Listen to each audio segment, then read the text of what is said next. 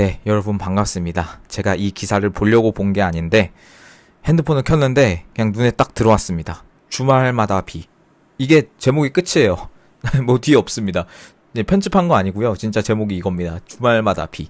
여러분, 진짜 주말마다 비가 내리고 있습니다. 그리고 뭐 금요일도 그렇고 제가 요즘에 비만 오면은 그냥 또 카메라를 들고 다니다 보니까 이제 양손을 한 손을 우산을 쓰면 이제 또 한 손을 또 핸드폰을 들어야 되고 막 그래서 손이 없어가지고 좀 많이 불편해서 안 쓰기도 합니다. 여러분, 그랬는데도 진짜 감기 한번 안 걸리고 지금 12월부터 이렇게 좀 많은 곳을 돌아다니고 있는데 12월부터 이렇게 감기 한번 안 걸리고 잘 다니고 있습니다. 여러분, 라이브 때 걱정해 주시는 분들이 많아가지고 또 댓글로도 그렇고 여러분들 항상 감사드리고요. 이거는 그냥 재미로 주말마다 비 가져왔습니다. 여러분들 비 조심하시고 그 감기 잘 안 걸리게 조심하시고요. 오늘은 제가 그 국내 소식과 국제 소식 두 가지를 전달을 해드릴 거예요. 근데 여러분 아시는 것처럼 이 국내는 너무나 복잡하고요. 국제는 찾아보지 않으면 알 수가 없어요. 근데 이 국내 소식을 국제 소식 안에서 봐야 되거든요. 그렇기 때문에 제가 항상 이 두 가지를 좀 많이 전달을 해드리는데요. 국내에는 사실 어제 라이브 때도 여러분께 말씀을 드렸지만 이 윤석열 대통령님에 대한 탈당 소식 때문에 굉장히 좀 많이 화가 났고, 요즘에는 진짜 뭐 저번 그 단일화 사건도 그렇고 강제 단일화 사건도 그렇고 참 그 국민의힘한테 더 많이 화가 나는 요즘입니다. 여러분들도 그러시죠? 뭐 민주당이야 뭐 원래 그런 애들이고 걔네들이 뭐 바뀔 거다라고 기대는 안 해요. 그런데 국민의힘이라고 하는 윤석열 대통령님이 몸 담았던 정당에서 본인이 배추해 놓고 본인이 다시 탈당을 시키는 약간 그런 행태를 박근혜 대통령 때랑 이게 똑같이 하고 있으니까 이게 너무 환멸감이 좀 들고요. 여러분들이 지금 느끼는 생각이나 그리고 라이브 때 채팅으로 해주시는 말들이나 의견이 많이 갈립니다만 여러분 대체적으로 그 분노가 있는 거는 역시 맞는 것 같습니다. 다 똑같으신 것 같고요. 저도 그 안에서 많이 말씀을 드립니다. 여러분들과 최대한 이렇게 단순히 여러분들을 뭐 공감하고 그런 게 아니라 저도 똑같이 생각합니다. 진짜로. 여러분들이 지금 가지고 있는 생각 다 똑같이 생각합니다. 네, 그렇습니다. 여러분, 국내 소식 전달을 해드릴게요. 어제 많은 분들이 이렇게 아시는 소식보다는 좀 뒤에 있는 소식을 저는 전달을 해드리는 걸 좋아하죠.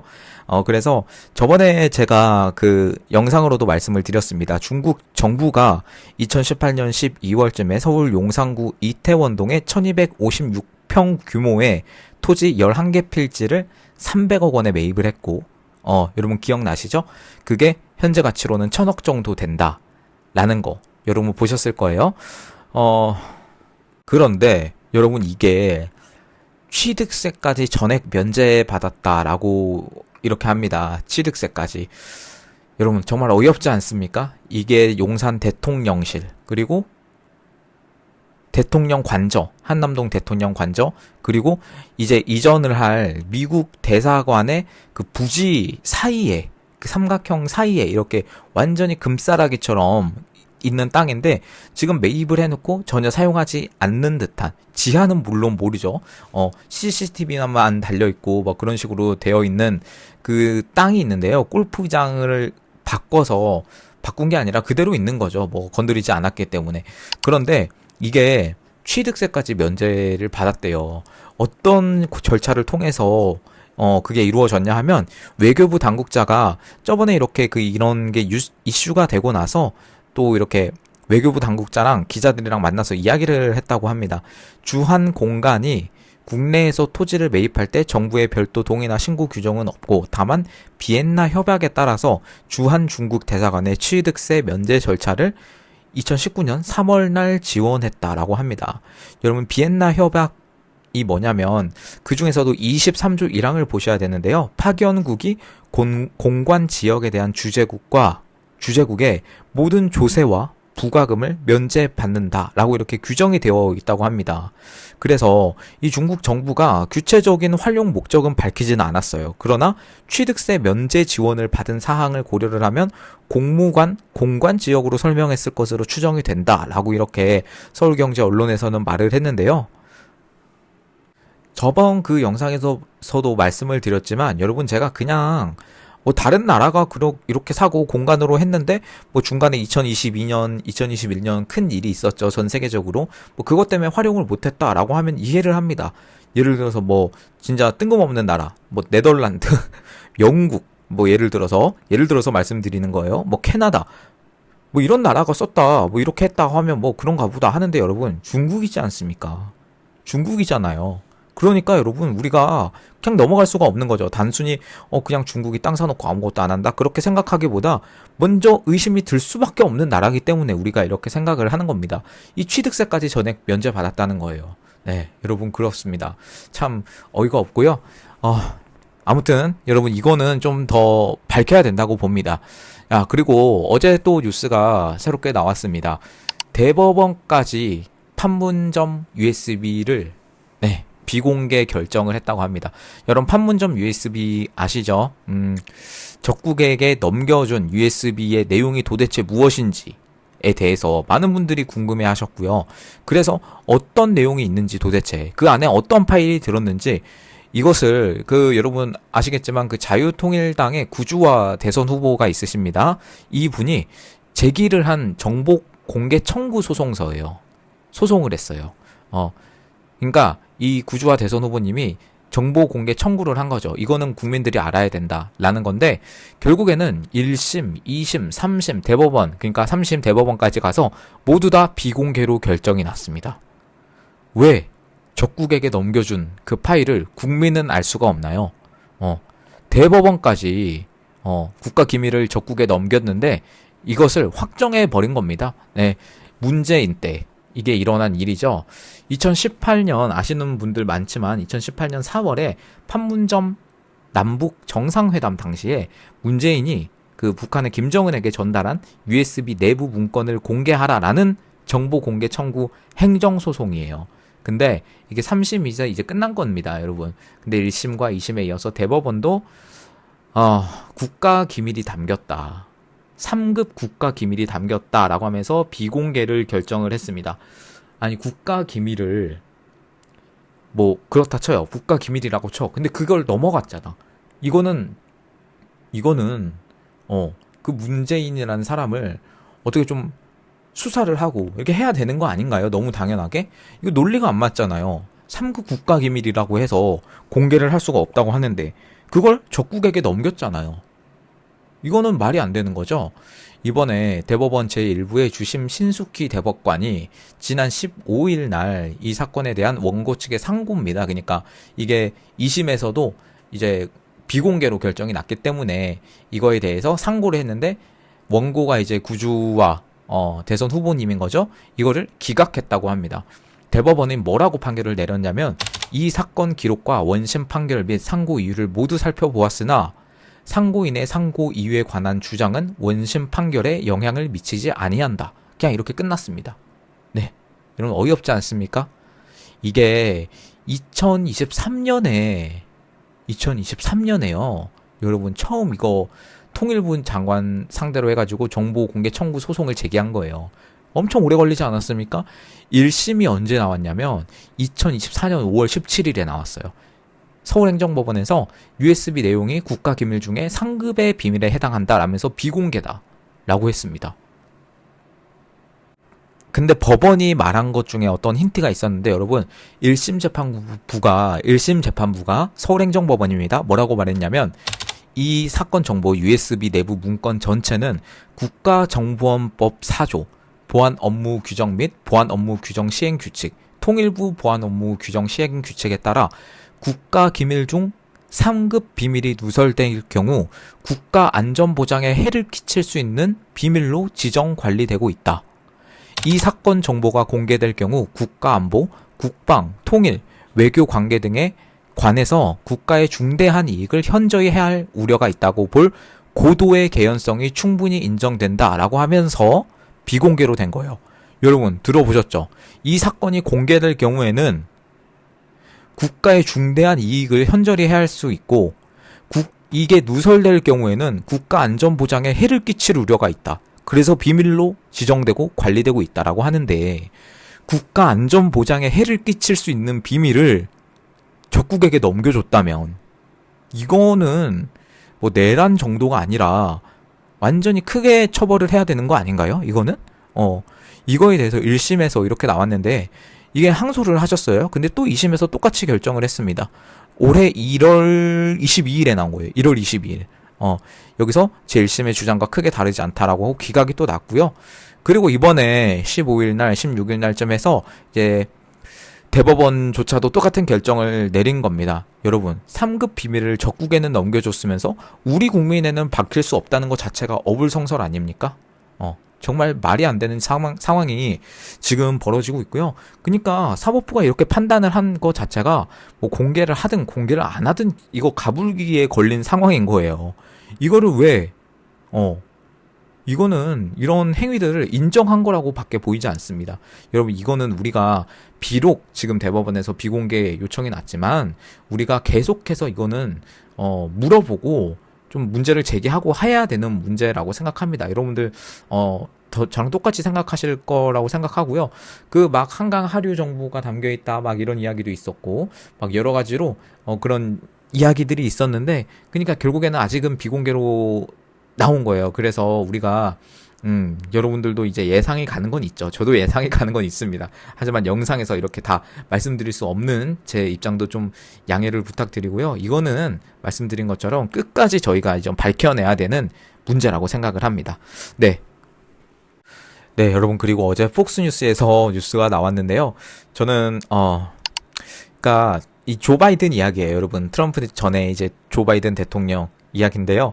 이 사람이 그 로버트 허라고 하는 그 특별 검사, 특검이라고 하는 그런 사람과 나눈 인터뷰에서 이제 유출이 됐대요, 음성이. 근데 뭐라고 했냐면, 뭘 기억 못하냐면, 그의 아들 보라는 그 아들이 죽었어요. 조 바이든의 아들이 죽었는데, 이것도 기억 못하고, 그리고 부통령직에서 사임을 한 그냥 그런 있잖아요. 주요 기억들이 있습니다.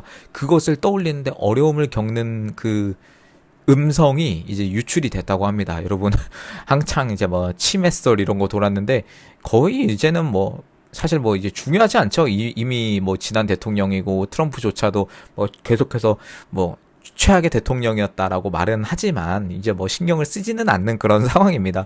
그런데 이건 진짜 이제 아예 과연 이 상황이 언제부터 진행이 됐을지는 우리가 예측이 갈 때가 있죠. 아니, 바이든 때 여러분 임기 때 얼마나 이상한 행동들을 많이 했습니까? 그걸 트럼프가 했다고 생각해 보세요. 완전히 언론에서 물고 늘어졌을 텐데 거기나 한국이나 뭐 비슷한 것 같습니다. 이런 거는. 네, 그리고 여러분 이거는 짧은 소식이었고 얼마 전에 고든창 아시죠? 고든창이 그런 말을 했습니다. 중국이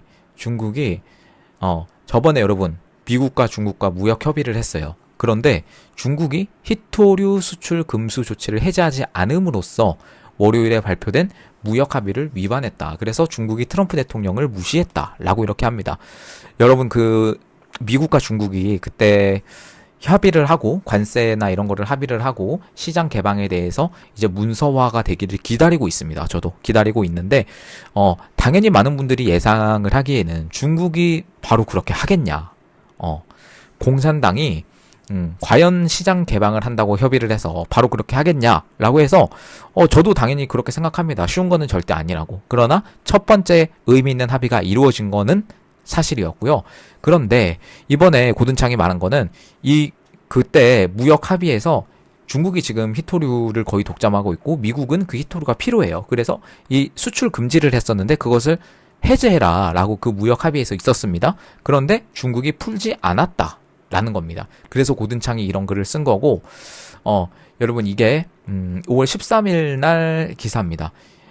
중국이 히토류 제조업체 4곳의 수출을 허가를 했고 폭스바겐 공급사에 포함된 폭스바겐 공급사도 포함된 그곳에 이제 히토류를 이제 수출 다시 허가를 했다라고 하는 건데 관세 협상이 이루어지고 나서 나온 기사예요.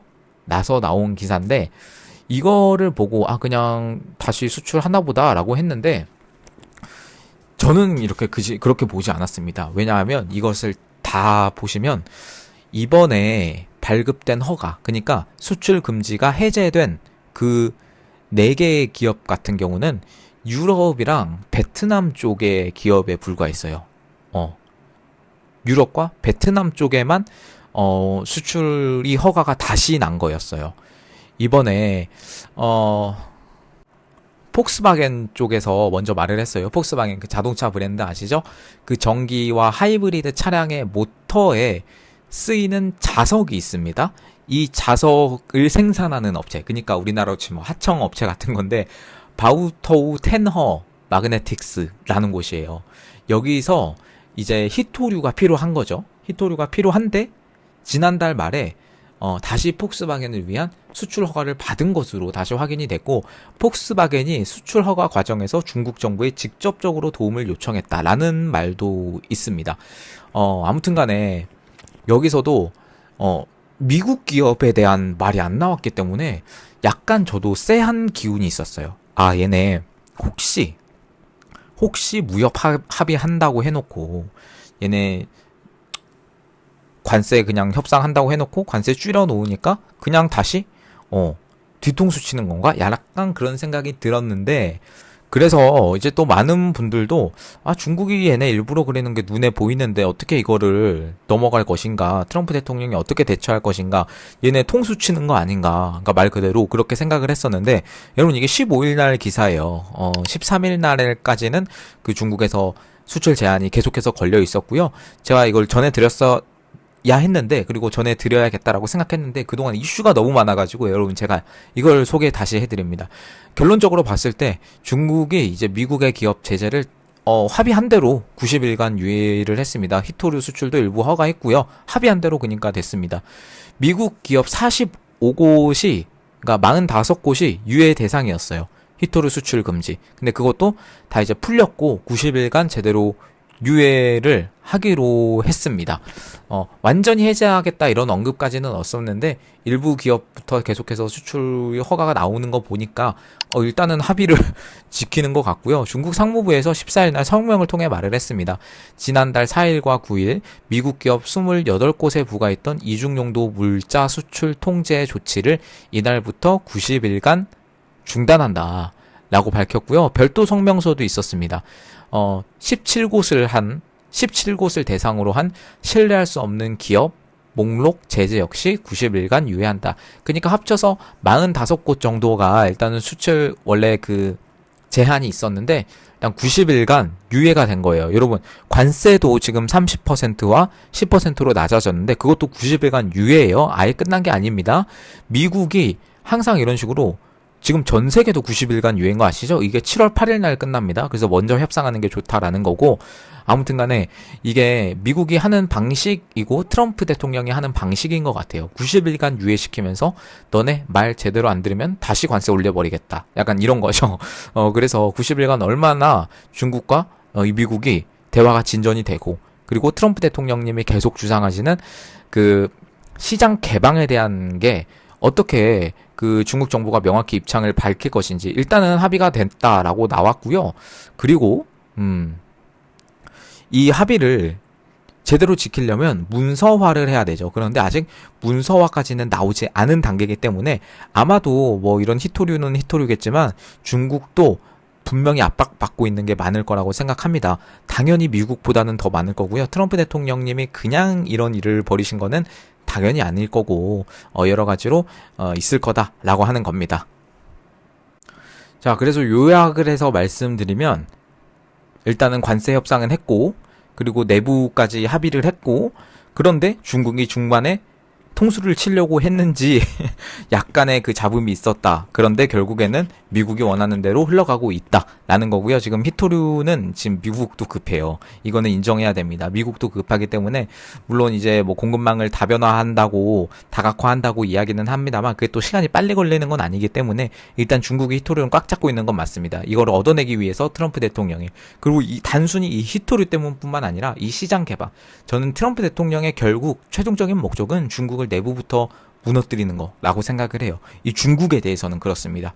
그렇기 때문에 지금 계속 진행이 되고 있고, 조만간에 여러분 진짜 이 시장 개방에 대한 게 좀 문서화가 더 잘 되고 더 이렇게 좀 공식적인 지금도 물론 공식적으로 나온 거긴 합니다만 더 공식적으로 문서화까지 되고 절차나 이런 것도 나오게 된다면 여러분 정말 세계는 크게 변할 거고요.